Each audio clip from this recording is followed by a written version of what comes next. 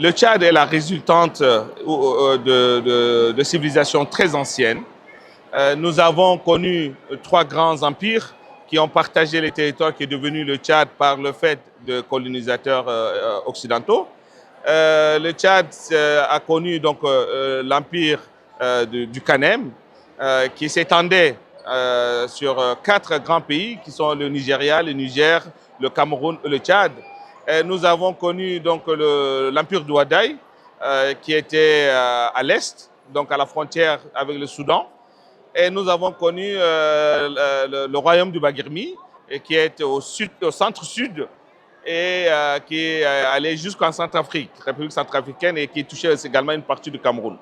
Donc, c'est pour dire que le Tchad a amené également beaucoup de choses à l'humanité. Notamment, nous avons Toumaï, qui est l'hominidé le plus ancien découvert au monde aujourd'hui. Donc, il est de la zone de Djourab, au Tchad.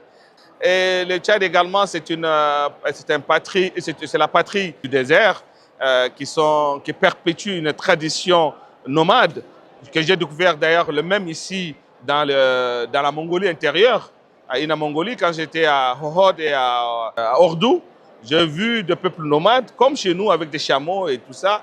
Donc nous sommes ici pour partager notre vision du monde. Nous cherchons notre voie, nous avons notre vision du monde et nous sommes pour le multilatéralisme parce qu'aujourd'hui, malheureusement, l'unilatéralisme est en train de détruire le monde à travers les guerres, quand on voit ce qui se passe dans la bande de Gaza, quand on voit ce qui se passe en Iran et un peu partout. Donc on a l'impression que chacun veut montrer sa force.